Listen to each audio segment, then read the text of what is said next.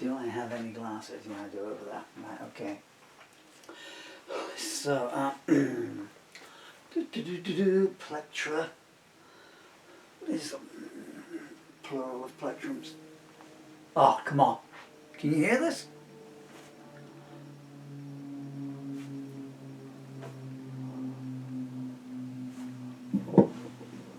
It's been quiet for a couple of hours. Just when I'm getting started. The Air Force decided to do a fly past. Can't be coincidence, can it? How many times that happened to your friends? Okay, right, this is going to be... I'm just leaving the camera running, so if you get bored, just switch off. I'm not here for that purpose. Hello, Dylan Lemley. Danny, loves you very much. All the time, so, Dylan, again, oh, is it coming out in the camera? This is your art book that I found this morning. I got cameras everywhere here. Yeah, so if you're following my stuff, yesterday I wanted to do a song called To Hell and Back, which I wrote and it's on one of my albums, and darned if I can think which one it is now. Might be, no, doesn't matter. And the lyrics aren't there. The lyrics I've been going through this last week are all from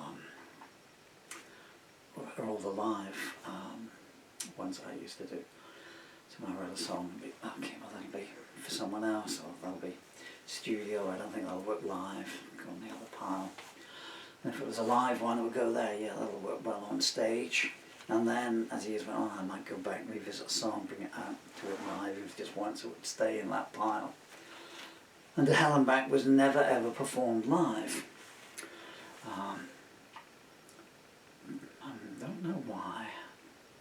Thinking about it now, not going to come back to me because it's 150 million years ago. Sorry, I'm distracted by all my birds that are eating. It's interesting, they go, they come down to eat the nuts first, and when the nuts are gone, they go to the biscuits, and when the biscuits are gone, they're like, okay, I will condescend to eat the bread. I haven't put them there in my fruit. No, I'm so sorry, sniffies. And this morning I thought, but I know that there's another big pile of lyrics on the shelf underneath the TV in the bedroom, right at the back, that hasn't been touched in all those years. Because I had 3 sets of lyrics of the master files, the live files. And then there's other set there which I had assumed was duplicates. I'm very near the end of the point here. So I get up, man, the dust. It was just terrible. So I had the foresight to put some of them in plastic bags. I'm carrying it down like this, put it outside, and wind's blowing it back in my face. Where I'm going with this is, so you know all the stuff from my albums by now, maybe it's up there online. You've met some of those and the ones I've been doing here, and the new stuff that I've been writing for the last 3 years and recording as I do them. And then last year, that big plastic crate underneath the stairs. What's in all these box files? And what was on all those box files, dear friends? About another 500 songs. You're ahead of me already, aren't you? I can see. Another 500 songs I didn't know anything about. Original handwritten lyrics scraps dating back to, I think the earliest was 89. And a small folder from in the squad in 82.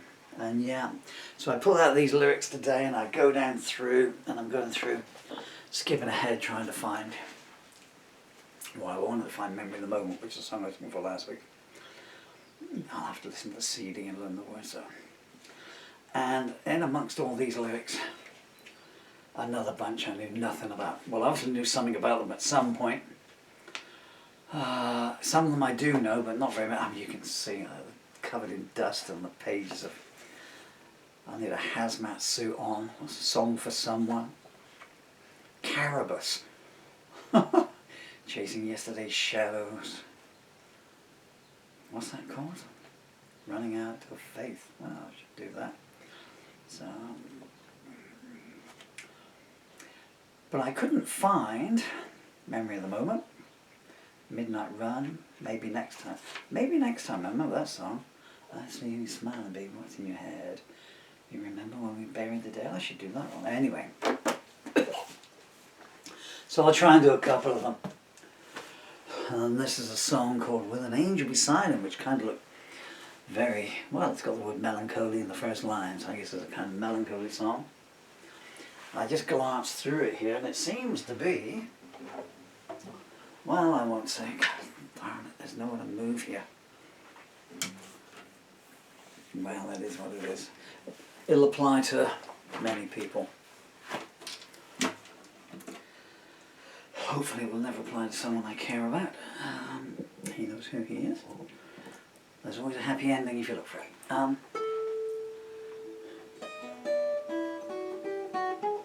This is called With an Angel Beside Him, and I wrote this in 1991, but I was also writing it about some times before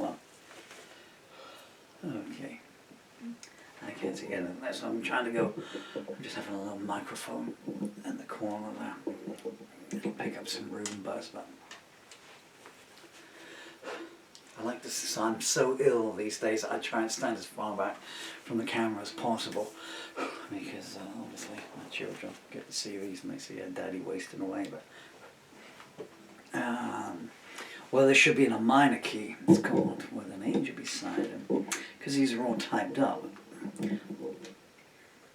No composition dates on them. There may be box files somewhere with original handwritten lyrics in it. We never know.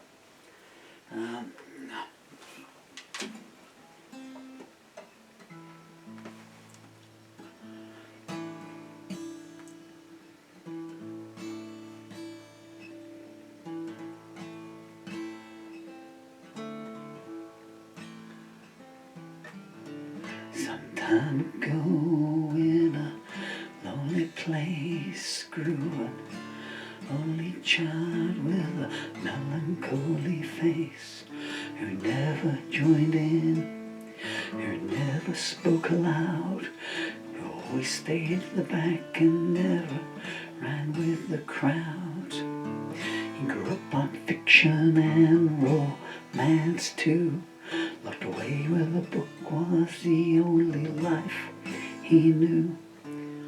Born at the wrong time, cursed with ill health, born to a family at war who would never know wealth. Felt with the failure but never shown praise, his rebellion grew stronger, hating every school day. He left home at 15, finally free, escaped from his prison, joined the army. Still stayed an outsider, still kept talking back, when the army threw the towel in and they couldn't make him crack. He became a drifter before he left his teens, where he found out the hard way what persecution means.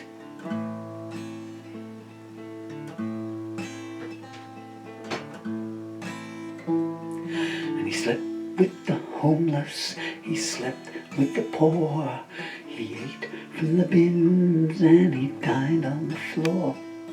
Then one day a door opened and he just wandered in, put the past behind him, let the future begin. Kept his head down tight and he tried to play the game. He saw how society acted and he tried to do the same. But it was always apparent he was hitching a ride. He went with the pack for once but still stayed on the side.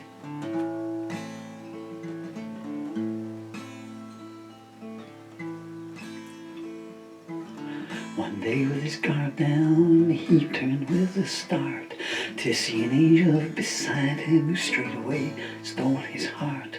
Her sapphire eyes were gleaming, her sunlight lips were smiling, her voice was hypnotizing and her mystery beguiling.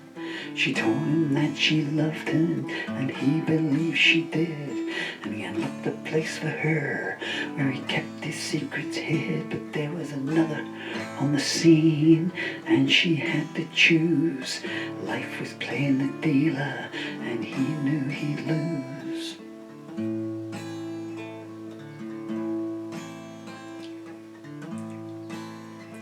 Lots of tales were told then of how low he sank, of how many things were taken, of all the bottles drank, and he would deny not one, not truth nor the lie. He just kept heading downhill with the devil at his side.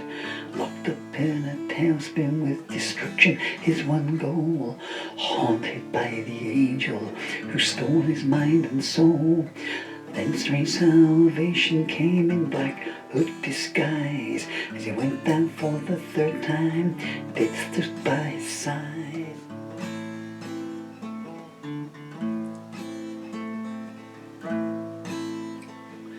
Standing at the crossroads with but two paths to choose, he spat death in the eye and said, I wasn't born to lose. Slowly, oh so slowly, he pulled back from the brink. His mind came back together and he relearned to think.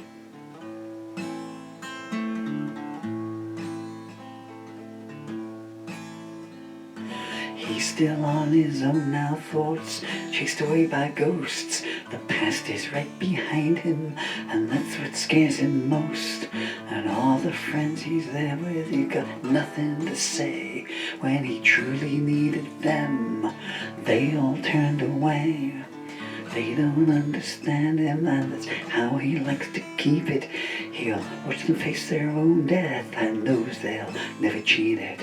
He's been through so much, but he's still in the race. That sad only child with a melancholy face.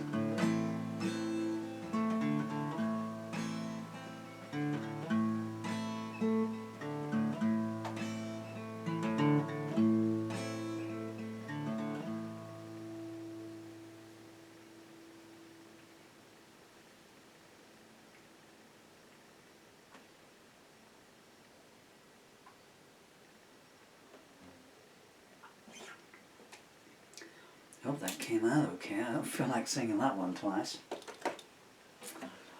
I wish I had the safety camera still.